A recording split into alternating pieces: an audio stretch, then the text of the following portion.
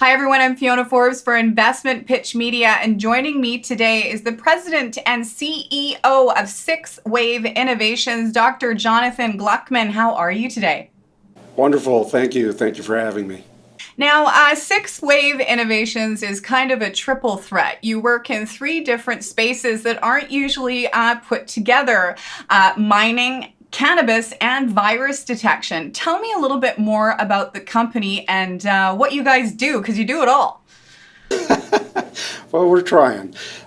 So the company is really founded around some scientific principles and captured in what's called molecularly imprinted polymers and some similar technology and chemistry to help isolate particular molecules. As a short way to think about taking a soft piece of clay and pushing your thumb into it. And now you've got a really nice thumbprint. Well, that thumbprint has the size and the shape of your thumb, and it has your fingerprint. And that differentiates your thumb from my thumb or anybody else's thumb. We build polymers around molecules to accomplish exactly that same thing. So we start with basic monomers and other chemistry, and we allow that polymer to form around a molecule. So that molecule could be a gold molecule, it could be a cannabis molecule, it could be a virus, which is also like a molecule, but it could be lots of other things as well, other chemistry. When we do that, that imprint helps to separate the molecule that we want from all the other molecules that might be around. And so it gives us a very high level of confidence and specificity in the molecules that we collect. Sometimes we even build additional chemistry into the polymer to do detection, so we can actually make polymers that would change colors when they grab the molecule that we're looking for, or they could change their electrical properties when we grab the molecules that we're looking for. And so in that regard, we can use the same technology to create sensors, like maybe a COVID-19 detector. Very interesting stuff. Now, before we get to COVID-19, because I know we've probably piqued everybody's interest, maybe you can explain the other two spaces and how what you were just talking about applies to mining and applies to cannabis. Sure. So we're focused predominantly right now on gold and silver mining. So when in large-scale mining applications, generally there's a very little bit of gold and silver that's in a lot of dirt. It's at the microscopic level. In order to extract that, most mining companies use a cyanide process. And what the cyanide does is it converts all of the metals that may be in the dirt into metal ions in the cyanide solution. Well, the gold mine doesn't really want cyanide solution. The gold mine wants to sell gold bars. And so in order to get to gold bars, they have to collect all of the gold and silver, concentrate it to a level that that electrowinning, or like an electroplating process, converts it back into solid gold. Normally they use activated carbon. So we all know what charcoal looks like. Well, activated carbon is a lot like charcoal. And the good news is that it collects metals pretty well. The bad news is it likes to collect all of the metals, and it breaks down fairly readily, which means that little particles of the gold that they're actually looking for get lost. They get into these fines, right? So think about activated carbon or charcoal, and you put it in your fingers and your fingers turn black. Well, in gold mining, all of that black dust might contain the valuable gold that they're looking for. Our polymer basically replicates the exact shape of the gold and silver cyanide molecules. And so we collect at a very high purity just the gold and the silver, and we leave other base metals like copper and nickel and mercury and other kinds of things. We leave that in the cyanide solution. So we concentrate it at a greater degree. We don't lose any of that gold because our polymer is very hard in comparison to activated carbon. And at the end of the day, what we're able to do is we're able to do a green mining process that uses less energy, smaller carbon footprint for the gold mine, and gets them about an extra $100 per ounce of gold that they mine. So it's a great savings for them. A whole different kind of green mining, of course, is the cannabis space. How does this all apply to cannabis?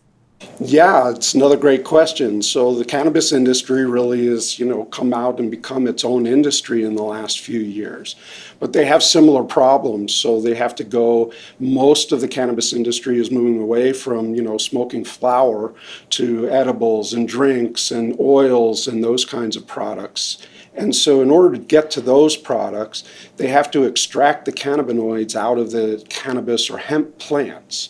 And what you get out of that is this crude extract that's got lots of plant material, it's got the cannabinoids, but it's only about 10 or 20% filled with cannabinoids. And the rest of it is material that they really want to get rid of because it gives bad taste or other reasons. And so what we've done is we've created polymers now to collect all the cannabinoids directly out of that crude extract. And that does away with a lot of the additional processing that they're currently using, like distillation and chromatography, to get to a pure high percentage cannabinoid that can then be incorporated into these other products. So again, we do it for them less expensively, easier, with fewer waste products, and with less skilled people to run our equipment. So we're adding significant value in the chain there as well. And your company, Sixth Wave Innovation, also works in virus detection. We don't need to tell anybody out there that we are in the midst of a global pandemic. What is your company working on as far as COVID-19 goes? Yeah, so back in 2016, when everybody was frightened and worried about Ebola, we started looking at the ability to create these molecular imprints and similar architectures that could directly capture the virus and do an identification based on that. And so the nice thing about COVID is, as we've all seen in the pictures, it's got a very unique and stable shape to it. And that makes it very amenable for our kinds of polymer. So as the pandemic broke out and some of our other business areas had to slow down because of travel restrictions, we revitalized some of our work in virus detection. So we're in a very rapid development program now to demonstrate virus detection that we can do 2 different kinds or 3 different kinds of detections with it. So first, we can create a polymer that would create an electronic signal when it captures the virus, but also we're working on polymers that will actually change color, either in the fluorescent realm or in the visible spectrum when they capture the virus. So our intent there is, and we're already working with another company here in Halifax, to start integrating that into really simple, easy to use products like a mask. So think about putting on your mask, you're protecting yourself, you're protecting people around you, but wait a minute, now you can check your mask and even tell if you've got coronavirus because it will change color, or perhaps we'll just integrate this into like a little RFID tag. And if you're wearing your mask and you have COVID, maybe it sends a little message to your telephone and it says, hey, you're infected, time for you to go self-isolate. So not only does our polymer have the ability to provide a low-cost, easy to produce in mass test for COVID, but it also lends itself very easily to these kinds of mobile detection devices using RFID tags and the like, so that we can do more of the contact tracing and be able to control where the virus is spreading and know more quickly where it's going. So we're really excited not only to be able to do this, but to be able to do the right thing for all of us.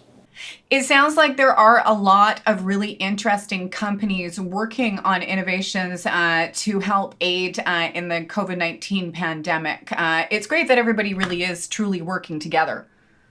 Yeah, there's a lot of activity centered here in Atlantic Canada, and especially in Nova Scotia. We've got a lot of wonderful work happening at Dalhousie University, where we're establishing relationships as well. And then there's Sona Labs here, which has been working faithfully in some stuff along the lines of their detection algorithms. We think there's a lot of room in the world for all sorts of different tests. Some being amenable to clinical settings and the like, and others which have some ability to expand, like our technology, into things like wearables and masks and stuff like that. So we're excited to be working in a hotbed with a lot of expertise around us. Excellent stuff. And going forward, Doctor, let's talk about the short-term milestones for Sixth Wave and what you have coming up. Sure. So maybe I'll go through them in the same order that we went through. On the gold side, we're having a great year. Just before the pandemic, we had very successful meetings at the SME meeting and at PDAC. And we're now working with, I think, 5 different mines around the world, some here in the East Coast, some in the Nevada area in the United States. We're working with a mine in Chile, one in Peru, and soon to be, I think, one in Australia. We're ready to take the next steps with another mine in Turkey. So we're very excited about how that's moving forward, and we've finished all of the commercialization efforts to be able to deliver our Ixos product in that space. On the cannabis side, we're making equal strides. We've now set up our manufacturing, both for our European partners and LPs, but we've just established a new relationship here with Advanced Extractions on Prince Edward Island to do all the manufacturing of our affinity products for the North America and some of the other world regions. And we have quite a backlog of interest, and we'll be rolling those products out in the 3rd and 4th quarter and should be fully revenue generating certainly before the end of this year in that product line. On the virus detection, we're still putting together additional money to help us really accelerate that program, but we believe somewhere in the 90 to 120 days from now, we'll actually have our first articles of our imprinted polymer that are detecting the coronavirus, and from that point, we'll be moving toward commercialization. So we're really excited. Very exciting stuff. And before we go, let's talk to investors. Why Sixth Wave? Oh, why Sixth Wave?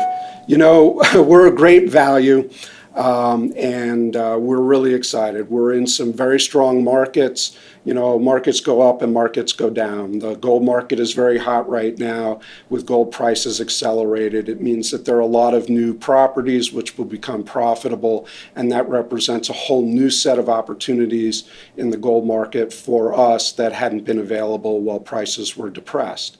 The cannabis industry is moving through, Cannabis 2.0 and expanding, and the drive into more edibles and drinkables is certainly pushing the industry to higher levels of purification requirements, and that's exactly where we fit. So as that is expanding worldwide, as I said, we have a tremendous amount of interest already generated. We have some 150 different LPs around the world that are inquiring and waiting to know when we can produce product for them. So very high prospects there. The company is one of those unique players that with that and COVID, we're transitioning right now from a pre-revenue company with some very mature technology, which has been fully commercialized or is on the cusp of it, into revenue generating. And I think that's a fantastic opportunity for investors. Great stuff. Well, Dr. Gluckman, thank you so much for joining us today. You're welcome. Thank you for having me. And we really look forward to what's next and can't wait to catch up with you, because virus detection masks would be an absolute game changer. If you want to find out more about Sixth Wave, you can just go to their website. It is sixthwave.com. For Investment Pitch Media, I'm Fiona Forbes.